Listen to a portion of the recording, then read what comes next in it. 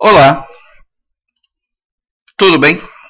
Vamos começar agora mais uma videoaula e vamos falar agora de detecção de raios gama e um pouquinho de controle de qualidade em medicina nuclear. Então, vamos começar? Primeiro slide, né? A detecção de raios gama, ela funciona basicamente porque no nosso equipamento, né, de gama câmara, a gente usa um cristal de iodeto de sódio enriquecido com talho para fazer a detecção de radiação. O evento desejado no cristal de gama câmara, né, é a absorção fotoelétrica, onde um fóton primário, quando chega no cristal de iodeto de sódio, com uma trajetória paralela ao eixo geométrico do colimador, desde sua origem do alvo até o paciente. O que quer dizer esse slide aqui? Ele quer dizer que quando o fóton sai do órgão-alvo, ele passa paralelamente ao eixo do equipamento e bate no cristal, gerando um efeito fotoelétrico, uma absorção fotoelétrica. E ele emite fóton de luz, né? E o equipamento capta esse fóton de luz e transforma isso em imagem. Próximo slide. A gente vê aqui, ó, para cada fóton de tecnésio 99MTC, né, TC 99MTC, cada fóton dele, em média, né, com 98% de abundância, são de 140 keV. Quando ele é completamente absorvido, nós temos a emissão aproximadamente de 4.200 fótons luminosos no cristal, com uma energia média de 3 electronvolts, né, uma energia bem baixa. Tá? Então você vai transformar 140 keV em fótons, né, 4.200 fótons de 3 electronvolts cada uma. Uma das limitações dos raios gama de baixa energia, incluindo a do tecnésio, né, é o número limitado de fótons disponíveis para a subsequente localização do evento. A gente vai falar um pouquinho mais à frente como é que faz essa localização desse evento. Os fótons com energia maior fornecem fótons luminosos, né, e maior certeza estatística da localização do evento, né? E contrabalança pela maior probabilidade de que ocorra um evento de Compton de fusão. Inicialmente, né, no cristal, antes que ocorra a interação fotoelétrica terminal. Ou seja, fótons com energia maior vai ser melhor para dar a certeza de que no eixo XY, no ponto XY, eu vou ter uma radiação gama saindo dali. Porém, como a gente trabalha muito com tecnésio, né, a gente tem essa falta de estatística. Mas, quando a gente trabalha com uma energia maior, pode ocorrer o que a gente chama de Compton de fusão inicial no próprio cristal. Ok? Isso é uma desvantagem, vamos dizer assim. Quando múltiplos espalhamentos de Compton ocorrem no cristal antes da absorção completa da energia, a resolução do espacial é reduzida. Isso quer dizer o quê? Quando a gente trabalha com vários efeitos Compton, né, ou espalhamentos Compton, a gente tem uma perda na resolução da energia desse cristal, perda de resolução espacial, ou seja, quando a gente fala de resolução espacial, sempre lembro a vocês que é qualidade da imagem, ok? Bom, o grande conceito inovador das câmaras, né, foi usar várias fotomultiplicadoras atrás do cristal para poder localizar a localização do evento exata, né? A primeira gama câmara comercializada com cristal de 10 polegadas de diâmetro, né, 25,4 centímetros, era opticamente acoplada a um feixe de formato hexagonal com fotomultiplicadores de 3 polegadas de diâmetro, 7,6 centímetros. E aí a gente pode ver duas imagens, né? Ó, ela aqui onde a gente observa as fotomultiplicadoras em formatos redondos e depois de um tempo elas em formato hexagonal. No próximo slide, a gente vai ver uma fotomultiplicadora com um formato diferente, né? Como era antes e como era depois, né? Olha aqui, ó. Nessa imagem aqui a gente vê as fotomultiplicadoras redondas, todas elas, tá vendo? Uma a uma. né? E na imagem embaixo já tem a fotomultiplicadora com formato hexagonal. Qual é a grande vantagem, né? No formato hexagonal a gente consegue preencher quase que completamente o cristal de iodeto de sódio. A gente consegue ver todas as áreas do cristal, né, de iodeto de sódio. Então, a fotomultiplicadora de formato circular, imagem superior, e hexagonal, imagem inferior. São dispostas numa configuração hexagonal de tal forma que a distância entre uma e as suas vizinhas mais próximas seja idêntica, né? A mudança de forma redonda para hexagonal permite melhor cobertura do cristal e, consequentemente, melhor resolução de imagem. Ok? Então, para o próximo slide aí, ó. Para cada evento, 2 tipos de processamento são feitos, né? Inicialmente, o pulso elétrico de todas as fotomultiplicadoras é somado para fazer a análise de altura. Então, para a gente pensar assim, eu gero lá um fóton de 140 keV, gera 4.200 fótons de 3 eletronvolts. Então, eu vou somar todos eles, e esta soma é referida como pulso Z. Lembra quando eu falei da energia média altura? Então, esse pulso Z ele tem que bater o pico de 140 keV para o tecnésio. E é usada para determinar se o evento detectado está dentro da faixa de energia desejada. Ou seja, ele bateu 140 keV e eu regulei a minha energia lá. 140 keV, 10% para mais, 10% para menos.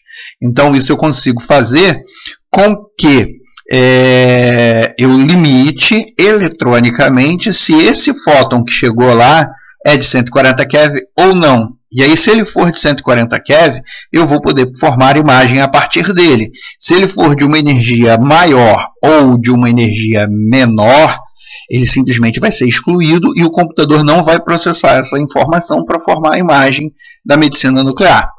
Ok? Compreenderam? Então vamos para o próximo slide. Bom, lá no segundo grau a gente fazia equações de segundo grau, coordenada x, y, ordenada, abscissa, e a gente perguntava para que serve isso, né?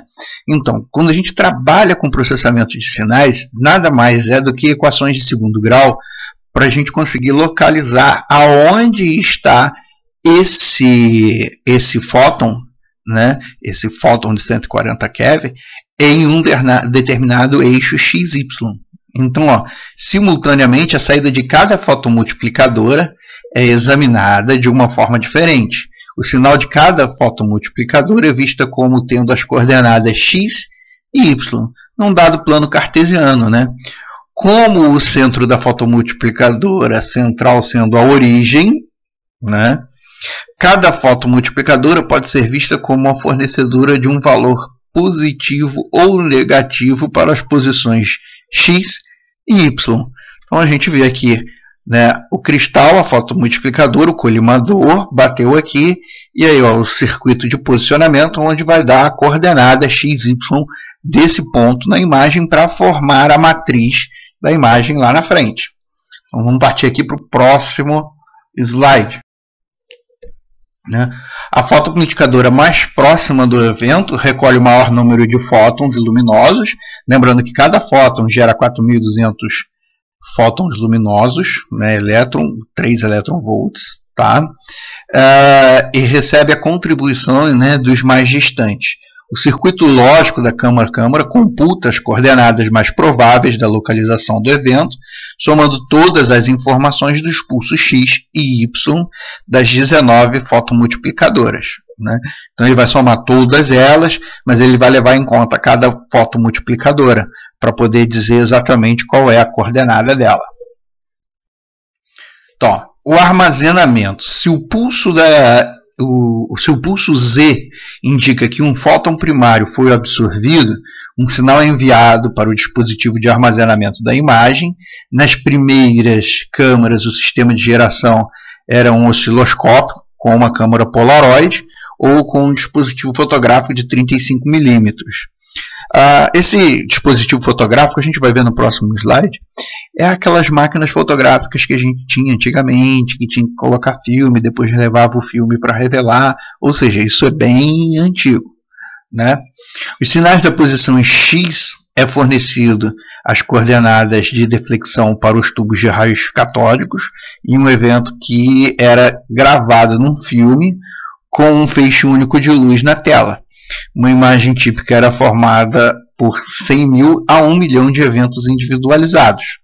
Ou seja, você tinha uma tela, colocava o filme ali em cima e ela começava a brilhar. Como ela ia brilhando, ela ia sensibilizando o filme e o filme era revelado e então a gente tinha uma imagem. Tá? Basicamente era esse o funcionamento primário, né, e de armazenamento de uma imagem no passado. Hoje a gente trabalha com computadores de altíssima resolução.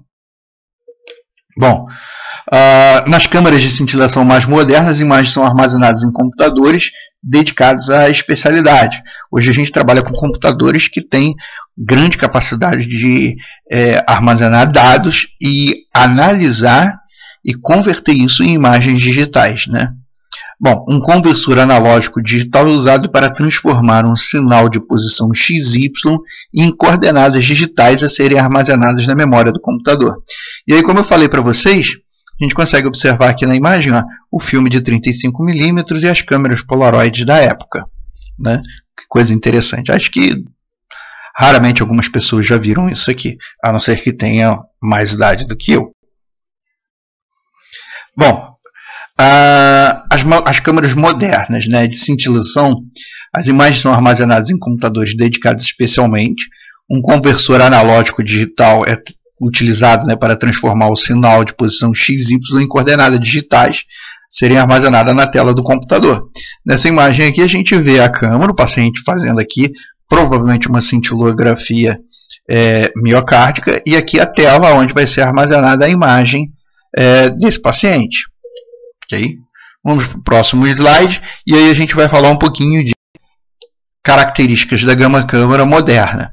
Esse aqui é um equipamento da GE, né? É uma foto de um equipamento. Aqui está a estação de trabalho, um suporte para o paciente fazer miocárdio, né? Esse é um suporte próprio para miocárdio. O paciente deita, coloca a cabeça nessa região, apoia os braços aqui, né? E esse equipamento de duas cabeças circunda o paciente, faz um SPECT, é a cintilografia miocárdica, que é um dos exames mais solicitados na área da medicina nuclear. Então, as primeiras câmeras comercializadas, dotadas de cristais de 10 a 12 polegadas de diâmetro, 25.4 a 30.5 e meia polegada de espessura, 1,3 centímetros. Elas foram desenhadas e na época era o iodo 131, né, 364 keV, era o radionuclídeo mais importante. Okay? Bom, nos 25 anos seguintes, os tamanhos e as formas dos cristais foram mudando muito. Surgiram as câmeras com amplo campo de visão, com 15 polegadas de diâmetro, as quais se tornaram padrão. Né? Hoje a gente trabalha com mais de 15 polegadas até.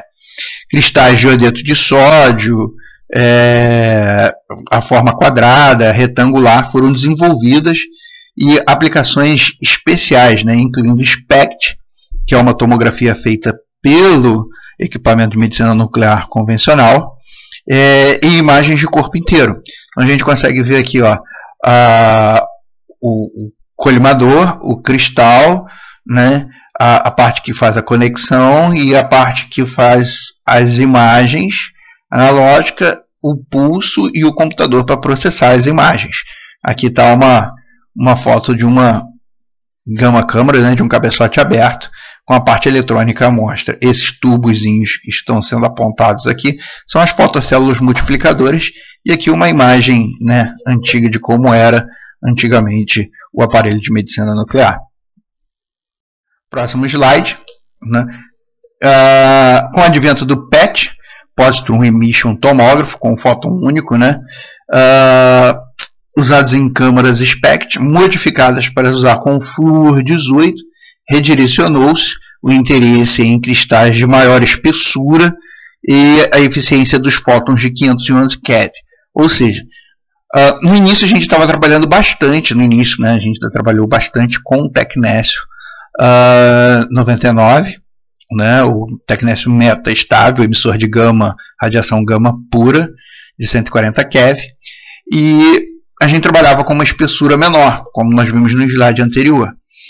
Com o advento do PET TC, PET RM, como está na imagem que a gente apresenta aqui, ó, né, a gente consegue trabalhar com 511 keV, que é a aniquilação de pares, né, aumentando aproximadamente em 12% nos cristais de 3,8 polegadas para aproximadamente 18% nos cristais de 0,5 polegadas. Tá? Então, foi necessário aumentar a espessura desses cristais para a gente conseguir absorção desse fóton de 511 keV no cristal e fazer uma absorção total desse material, né, dessa energia, para poder fazer a imagem, gerar a imagem. Então, ó, câmaras PET para PET de fóton único, isto é, câmara PET dedicada, requer um colimador mais pesado para reduzir a penetração septal do fóton de 511 keV. A gente já estudou isso numa aula anterior, né, onde a gente utiliza o tungstênio para fazer o colimador, tá? Principalmente por conta da penetração septal, que acaba gerando perda da imagem, perda da qualidade da imagem.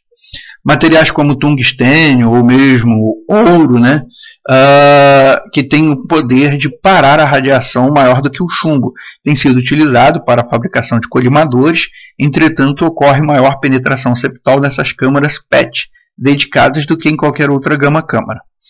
Mesmo utilizando esses materiais, a gente ainda tem alguma penetração septal. Nos slides mais à frente vai aparecer uma imagem do que é esse colimador que a gente vem falando tanto, e aí você vai ver a foto dele realmente como ele é. Bom, o número de fotomultiplicadoras tem aumentado com o passar do tempo. O primeiro passo foi reduzir o seu diâmetro de 3 para 2 polegadas, para permitir então o uso de 37 fotomultiplicadoras, numa gama-câmara de amplo campo de visão, ou de visão padrão. Câmaras com amplo campo de visão estão disponíveis com 55, 61, 75 e até 91 fotomultiplicadoras. Outro avanço, né, foi na fotomultiplicadora, criando o desenho hexagonal do fotocatodo, o que permite uma cobertura mais completa do cristal sem deixar espaço vazio entre elas. Como a gente já havia falado lá no início, quanto mais pertinho ela está uma da outra, a gente não deixa espaço e aí a gente não perde sinal luminoso gerado pelo cristal. Bom, o acoplamento das fotomultiplicadoras passou a ser direto sobre o cristal, permitindo maior coleção de fótons luminosos e reduzindo assim a incerteza estatística na localização. Ou seja, melhoramos o que? Qualidade da imagem. Localização XY, ou seja, plano cartesiano lá, né, ordenadas abscissas e tal, e a gente consegue ver lá onde está o ponto exato. Vamos para o próximo slide. Então, ó, uma área que tem recebido mais atenção tem sido a uniformidade de campo. O problema é que cada fotomultiplicadora se comporta ligeiramente diferente das outras, né, e às vezes pode sair do ajuste. A uniformidade de campo não era um problema tão grande antes, porque eram imagens só planares, únicas e tal. Mas depois do advento da câmara SPECT, ou seja, de você poder fazer várias imagens, somar essas imagens e gerar uma imagem em 3D, passou a ser crucial para prevenir artefatos de imagem na SPECT. Então se gerou aí, a gente vai ver lá mais na frente, que gerou padrões de controle de qualidade para a gente poder fazer esses SPECTs com uma redução significativa de artefatos. Então, ó, característica da gama-câmara, além de pequenas, né, diferenças nas respostas das fotomultiplicadoras, podem ocorrer diferenças sutis dentro do próprio cristal, bem como o acoplamento entre o cristal e a fotomultiplicadora. Por isso, o espectro de energia de cada uma das fotomultiplicadoras é diferente de todas as outras. A gente vai ver assim, ó, posição 1, posição 2, espectro combinado. Então, ó, quando a gente faz a posição do cabeçote numa posição, posição 2 e depois faz a combinação desse espectro. O espectro geral da energia da gama-câmara é feito a soma dos espectros ligeiramente diferentes das fotomultiplicadoras. Isso pode ser dramaticamente demonstrado nas câmaras mais antigas, fixando-se uma janela assimétrica no analisador de pulso, acima do fotopico, para acentuar a diferença de performance das fotomultiplicadoras. No próximo slide, a gente vai ver aqui, ó, os fabricantes fizeram inúmeras tentativas para obter uma resposta uniforme das fotomultiplicadoras, mas o problema persiste. A alternativa encontrada foi a correção por computador da resposta através do cristal. Com efeito, após a manufatura de uma gama-câmara, né, é realizado o melhor ajuste possível do sistema, a sua performance efetiva relativa à energia de uma fonte radioativa conhecida e a sua geometria de imagem são empiricamente mapeadas e são estabelecidos fatores de correção para cada pequena área do detector.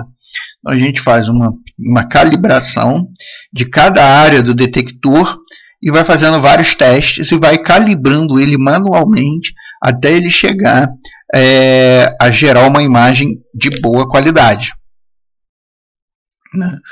No sistema ZLC introduzido pela Siemens alguns anos atrás, né, em uma ilustração da tentativa de corrigir tanto a variação espacial da resposta à energia quanto a pequenas distorções de linearidade, né, o sinal Z é empiricamente corrigido, medido a resposta à energia numa matriz de 128 por 128. Ou seja, a gente mede a energia, mais à frente a gente vai mostrar isso, e aí a gente faz uma matriz com 128 linhas com 128 colunas, para poder corrigir essas distorções de imagens e tal. E aí esse sistema ZLC, introduzido pela Siemens, consegue fazer essa resposta, consegue corrigir essas distorções de linearidade.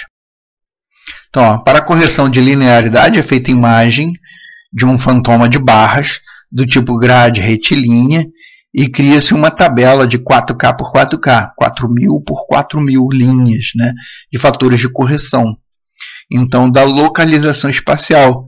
Cada evento é posicionado na imagem com base nos fatores de correção de ΔX e ΔY, ou seja, variação de certeza no eixo X e variação de certeza no eixo Y, correspondente à localização do evento. Então, quanto maior for essa matriz, né, menor vai ser essa variação na localização do evento, ou seja, melhor vai ser a qualidade da imagem que a gente vai gerar. Bom, recentemente foram criadas várias estratégias para correção automática e ativa do ajuste das fotomultiplicadoras. No sistema foram utilizados diodos, né, emissores de luz, né, com saída conhecida para medir a resposta fotomultiplicadora na frequência de 10 vezes por segundo. Este é vantajoso para a aplicação da câmara quando o cabeçote está girando, pois a fotomultiplicadora pode ser afetada pela alteração do alinhamento com o campo magnético da Terra. Então, ou seja, o campo magnético da Terra ela pode fazer alterações no aparelho e essas alterações gerar alguma perda de qualidade, né? Cada fabricante de gama-câmara fez uma abordagem diferente da resposta de energia e do problema da localização espacial, né? O tema unificador é a sofisticação crescente em corrigir um evento por evento. Ok? Próximo slide. Então, nas câmaras mais modernas, a gravação de cada evento é corrigido separadamente, né, para a localização e para a energia. Esse tipo de correção, né, evento por evento, permite o uso de janelas assimétricas, né, ou seja, que não tem a mesma simetria, que são um pouquinho diferentes uma da outra. A vantagem de uma janela assimétrica aplicada à parte mais alta, né, do fotopico é a redução de aceitação dos fótons, cômptons difundidos. Para a construção da imagem, a não ser que ocorra a correção de energia seja feita de forma adequada. A resposta através da imagem vai variar dependendo da resposta da fotomultiplicadora. Ou seja, eventos em áreas de baixa saída, mais fotomultiplicadores serão subrepresentados, né? Enquanto eventos em áreas com fotomultiplicadoras com maior saídas serão superrepresentados. Ou seja, o que ele quer dizer aqui? Na região onde eu vou ter muita energia chegando, muito fóton gerado e tal, vai ser super representados. E nas energias onde, né, nas fotos multiplicadoras onde eu não tenho energia chegando, eles vão ser subrepresentados. Ou seja, ele vai aparecer, mas não vai brilhar tanto na imagem. Tá? Isso simplificando aqui a fala do autor.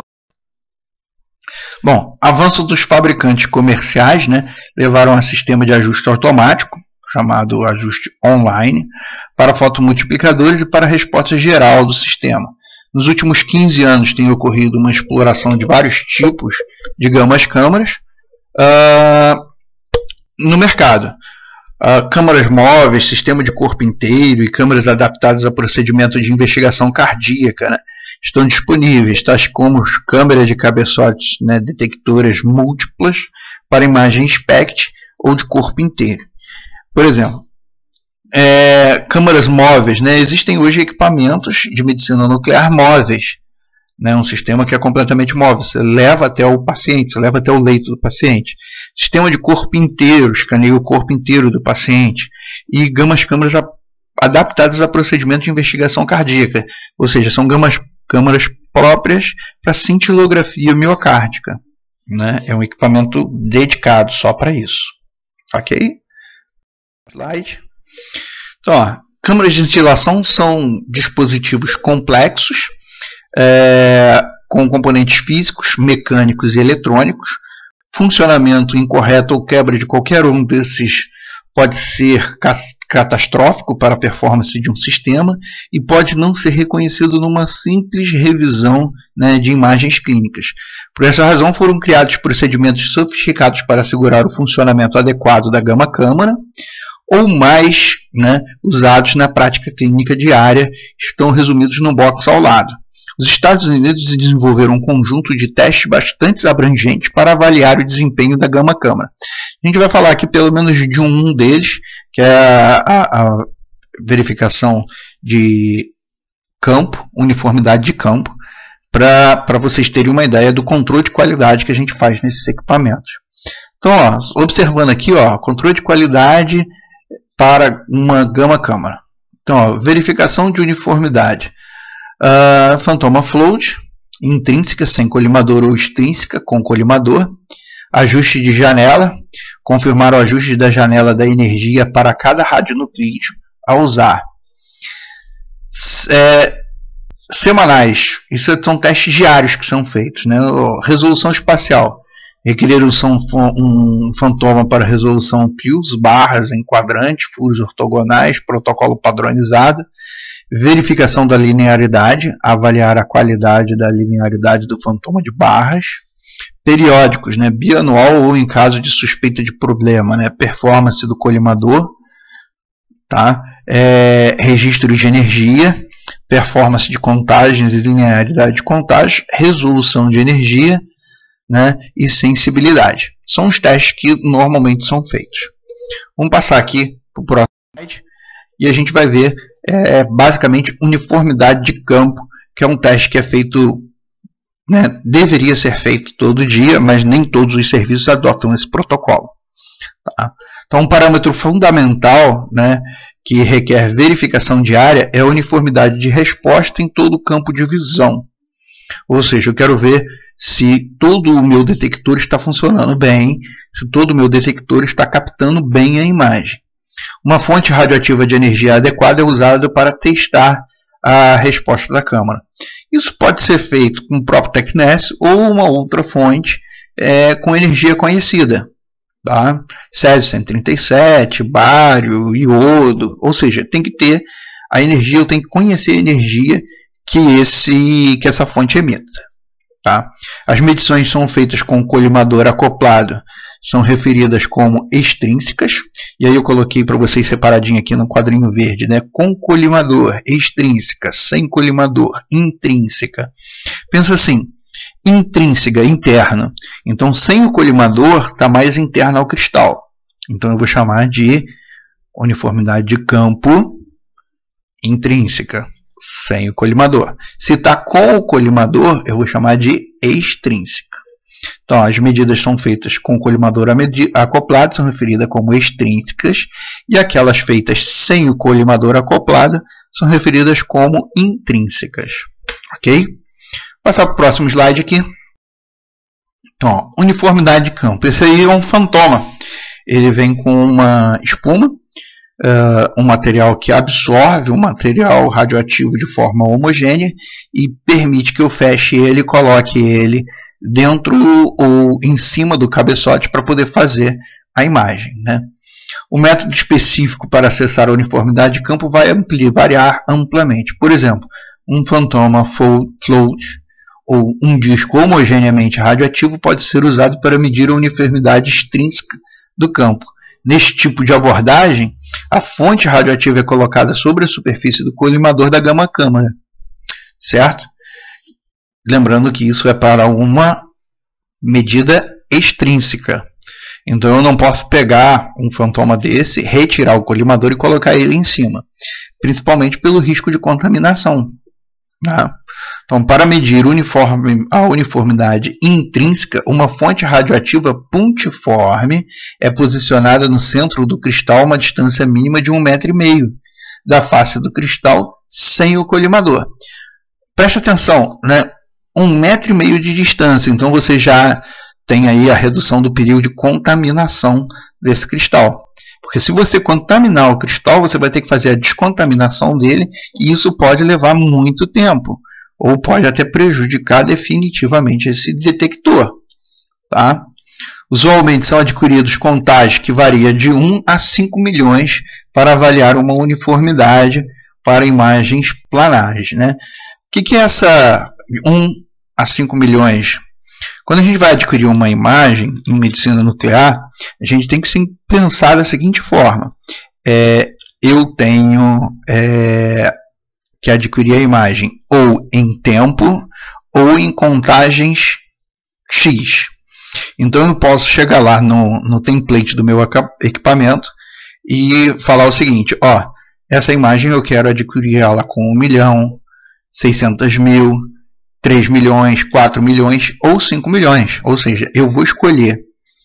E aí, o equipamento só vai parar de gravar a imagem quando ele atingir os 5 milhões. Se ele não atingir os 5 milhões, ele continua gravando até atingir os 5 milhões. Ok? Bom, para os testes de uniformidade de campo extrínseca, né, ou seja, por lado de fora, laboratórios usam um fantoma cheio com uma solução homogênea de tecnésio ou uma fonte de cobalto 57 em forma de disco. É mais fácil a gente usar o fantoma com tecnésio, porque eu já tenho gerador no meu serviço, então isso já me dá uma energia bacana, já é o material que eu já tenho. E o fantoma de disco é padrão obter uma imagem do fantoma float todos os dias antes de iniciar os exames. Lembrando que isso vai variar de laboratório para laboratório, de equipe para equipe. Né? Nos laboratórios onde é usual obter uma imagem diária desse fantoma, com o colimador acoplado, é conveniente fazer uma aquisição semanal sem o colimador uniforme, né, uniformidade intrínseca, e vice-versa, para os laboratórios que avaliam a uniformidade intrínseca uma vez por semana. Ou seja, ou faz um ou faz outro, né? Ou faz um todo dia e faz o outro uma vez por semana. Normalmente é feito assim, faz a uniformidade extrínseca todos os dias e uma vez por semana faz a intrínseca. Vista que para você retirar e colocar o colimador no equipamento é um processo mais detalhado, tá ok? Bom, aqui a gente vai falar ainda, continuando falando de uniformidade de campo, a imagem da uniformidade de campo obtida deve ser minuciosamente inspecionada. Uma câmera bem ajustada quanto à uniformidade de campo correção da performance do circuito, deve fornecer uma imagem com aparência altamente uniforme ou no máximo com áreas levemente acentuadas, isto é, a maior intensidade em regiões correspondentes às fotomultiplicadoras. Aqui a gente vê que está bem homogêneo, tá? E aqui também. No próximo slide, então, a gente vai ver aqui alguns detalhes. Ó. Então, ó, descalibração de uma fotomultiplicadora ou mesmo sua falência completa aparece na imagem do Fantoma como uma área de menor atividade. Aqui aparece ó, perfeitamente e aqui também. Ó. Ou seja, aqui está uma fotocélula multiplicadora falida. Tá? Vamos observar agora o próximo slide. Uniformidade de campo. Lembrando, eu comentei no início do vídeo que eu ia mostrar para vocês uma foto do que era o colimador. E aqui está, né, ele segurando, né, a imagem do rapaz segurando aqui um colimador. Né, um colimador com furos ortogonais, né, e septos aí, ó. Tá? Esses são os colimadores. É ele que vai em cima do cristal. Só que ele recebe uma capa protetora e tal antes de entrar em contato com o cristal. Então, ó, uniformidade de campo. Rachaduras no cristal são rapidamente identificadas como áreas de atividade diminuída. Né? No colimador também pode ser identificado. O chumbo macio dos colimadores é comumente protegido por um revestimento, mas mesmo assim são sujeitos a moças ou sofrer, né, curvaturas ou distorções nos septos. Aqui é um trauma mecânico, né? Aqui a temperatura excessiva. Falando em temperatura excessiva, o cristal de iodeto de sódio utilizado na medicina nuclear, ele é higroscópico e ele tem problemas com a parte de temperatura. O ideal de funcionamento do equipamento de medicina nuclear é entre 18 e 22 graus. E ele não pode sofrer alteração de temperatura mais de 4 graus em menos de uma hora. Então, isso é uma coisa que tem que ser prestada atenção. Normalmente, numa sala de medicina nuclear, a gente costuma ter 2 equipamentos de ar-condicionado e mais um desumidificador. Por quê? O cristal de iodeto de sódio ele é higroscópio, ou seja, ele absorve água, umidade. Então, eu preciso manter a umidade da sala abaixo dos 40%. Né? E isso faz muita diferença eu trabalhar então com um desumidificador e um ar-condicionado. O próprio ar-condicionado já faz esse processo de retirar a umidade do ar, mas dentro da medicina nuclear ainda é necessário a gente trabalhar com o desumidificador. Ok? Então, próximo slide, a imagem do fantoma de float à esquerda de um fantoma de barras em quadrante direita, obtidos numa câmera sem colimador, mas muito bem calibrada. A imagem da esquerda evidencia um discreto mosqueado, mas nenhum defeito focal de maior ou menor atividade no centro do campo de visão. Né? O discreto aumento da atividade ao longo da borda da imagem do fantoma float é característico, né? Esse aqui, ó, é característico das gamas câmeras e é visto na imagem de float. Na imagem do fantoma de barras, as barras mais finas praticamente, né, somem. Não são evidenciadas, né? Elas têm um espaçamento de 3 milímetros. A imagem mostra uma boa linearidade, ou seja, uma boa qualidade. Aqui é basicamente como é feito o teste do fantoma. Fotografia e imagem da câmera Y, né, do simulador de barras de 4 quadrantes. Aqui a gente tem o simulador de barra de 4 quadrantes, né, e com diagrama. Esse diagrama esquemático, né, ele vai mostrar como funciona, né, o teste. Aqui a gente tem uma fonte, né, que fica 5 vezes de distância, 5 vezes a distância do tamanho do detector, tá? E é colocado em cima do cristal o fantoma de barras e adquirida a imagem. Então aqui a gente tem o fantoma de barras, o fantoma preenchido. Então a gente coloca esse fantoma de barras, coloca esse material aqui com o tecnécio e coloca em cima do cabeçote para fazer aquela imagem dos fantomas de barra. E aí está lá, ó. Normalmente 1,5 m padronizado, né? A gente coloca aqui 1,5 m, a fonte puntiforme, 37 megabecquerel de tecnécio, 1 ml, né?